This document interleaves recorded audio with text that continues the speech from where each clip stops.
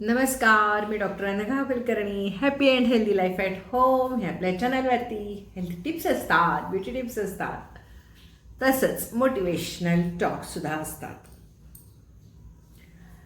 आपल्याला मैत्रिणी का हव्या असतात? स्त्रियांना आणि पुरुषांना मित्र का हवे असतात? दोन वेगळ्या वेगळ्या हे आहेत बरं का. आपल्याला बऱ्याच वेळेला लक्षात येतं की आपण मैत्रिणींच्या मध्ये गेलो की खूप खुश असतो, काहीतरी आपल्याला रिलॅक्स वाटतं. तेवढं आपण फॅमिलीमध्ये नसतो. तर हे का?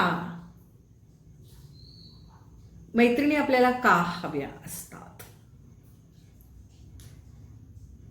तुम्हाला एक सांगू का की आपल्याला मुळात स्त्रियांना कोणी पण असू दे, मैत्रिणी असू दे, घरातले असू देत, कोणीही असू दे, एकतर आपल्या स्त्रियांचं जे आयुष्य आहे की नाही ते असं प्रचंड कामांचं, अडचणींनी भरलेलं, जबाबदारींनी व्यापलेलं आणि भरपूर कर्तव्य असलेलं, सुटका नाही येतो असं आहे. मग ह्या सगळ्यामध्ये जेव्हा आपण संसार करत असतो त्यावेळेला कुठे ना कुठेतरी काहीतरी अडचणी येत असतात, मनाविरुद्ध घडत असतो, काही प्रॉब्लेम्स येत असतात. डे टू डेमध्ये प्रॉब्लेम्स म्हणजे काय फार मोठे मोठे असतात असं काही नाही आहे. छोट्या मोठ्या घटना घडत असतात. म्हणजे सगळ्याच काही दुर्घटना नसतात, घटना घडत असतात.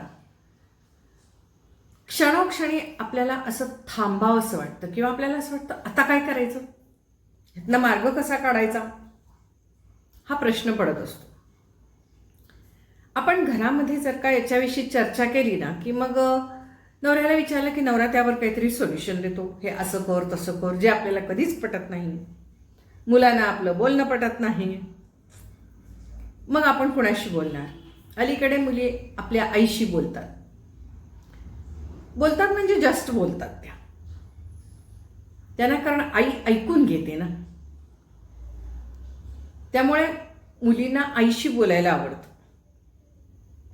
तेच जर का आई काही सांगायला लागली तर मुलींना अजिबात आवडत नाही. तसंच आपण जेव्हा मैत्रिणीशी बोलतो, आता आम्ही रोज फिरायला जातो. अलीकडे माझं फिरणं होत नाहीये, माझं स्वतः बाहेर फिरणं चाललंय, यात्रा वगैरे. यात्रेहून आल्यावरती आलेला थकवा आणि त्यानंतर आता हवामान, कधी उन्हाळा म्हणायचं, कधी थंडी म्हणायचं, कधी पावसाळा म्हणायचं, एकूण दुर्लक्ष चाललेलं आहे. पण आपल्याला मैत्रिणी का हव्या असतात? आपण त्यांच्याशी बोलतो, मनसोक्त बोलतो, बोलत राहतो. आपल्या मनामध्ये जे काही असेल ते मोकळं होत असतो आपण. मैत्रिणी ऐकून घेत असतात. सगळ्याच मैत्रिणी काही अशा नसतात की त्यावर काहीतरी सांगतील, सल्ला देतील वगैरे. काही जनरल एखादं वाक्य टाकतात. सगळ्या स्त्रियांची ही सवय आहे. कुणालाही असा कुणाचाही प्रॉब्लेम सोडवायचा नसतो किंवा सोडवायला प्रत्येकीला वेळ नाही आहे दुसऱ्याचा प्रॉब्लेम सोडवायला. कारण कुणाचाही प्रॉब्लेम सोडवायचा म्हणजे त्यासाठी वेळ द्यायला पाहिजे, एनर्जी द्यायला पाहिजे, ताकद द्यायला पाहिजे, त्याची जबाबदारी घ्यायला पाहिजे. असं हे काम आहे. तर ते एवढ्या स्त्रियांच्या जवळ वेळ नाही. त्यामुळे मग स्त्रिया काय करतात, एखादं वाक्य जनरल टाकतात. समजा तुम्ही काहीतरी बोललात की असं असं माझं माझ्या सासूबरोबर पटेना, माझं माझ्या नवऱ्याबरोबर पटेना, किंवा माझं माझ्या मुलाबरोबर पटेना, की सगळ्या जणी अशा शांतपणे ऐकून घेतात. हां, असंच असतं, होय होय होय होय होय होय. मग त्यातली एखादी म्हणते होईल, फरक पडेल. कशात फरक पडेल, काय फरक नाही, फरक पडेल, असं मोघम बोलत असतात बायका. आणि आपण जेव्हा असं आपल्या मैत्रिणींच्यावर मनमोकळं बोलून येतो घरी, तेव्हा आपल्याला खूप छान वाटतं, बरं वाटतं बरं का. तेच आपण जर का घरामध्ये सांगितलं, समजा आपण नवऱ्याला सांगितलं की नाही बाबा, मुलं अशी वागतात तशी वागतात, लगेच नवरा त्यावर काहीतरी सोल्युशन देतो. हे असं कर तसं कर, असं करायला पाहिजे तसं करायला पाहिजे, म्हणजे प्रॉब्लेम सुटेल असं त्याला वाटत असतं. आणि आपल्या स्त्रियांना ते नको असतं. स्त्रियांना माहीत असतं हा प्रॉब्लेम सुटणारा नाही आहे. पण पुरुषांचा स्वभाव असा असतो की ते सोल्युशन देतात आणि स्त्रीला सोल्युशन नको असतं, फक्त ऐकून घेणारं कोणतरी पाहिजे असतं. कारण तिला माहीत असतो मुळात हे असंच घडणार आहे. कालया तस्मै नमः. काळ हाच त्यावर उपाय आहे. हे प्रत्येक प्रॉब्लेमवरती हे सोल्युशन आहे. काळ किंवा घडणारी गोष्ट ही अशीच घडणार आहे हे प्रत्येकीला माहीत असतं कुठेतरी आतून. म्हणजे ह्याच्यात काही बदल होणार आहे याची अपेक्षा तिला नसते किंवा आशाही तिला नसते. फक्त तिला त्या क्षणाला असं वाटत असतं की कोणीतरी माझं ऐकून घ्या फक्त. हो हो हो, बरोबर आहे, बरोबर आहे, बरोबर आहे, बरोबर. फार त्रास होतो, खरंच आहे की किती सोशिक ना, कसं काय करणार. आपल्याला जर कोणी म्हटलं होय होय तुझ्यामुळेच हे घर चाललंय, नाहीतर काय शक्य आहे त्यांना, लगेच स्त्री खुश होते. आपल्या मैत्रिणी ह्या अशाच असतात बरं का, सगळ्या मैत्रिणी. आपण त्यांच्या प्रॉब्लेम्सना असंच उत्तर देत असतो, होय का.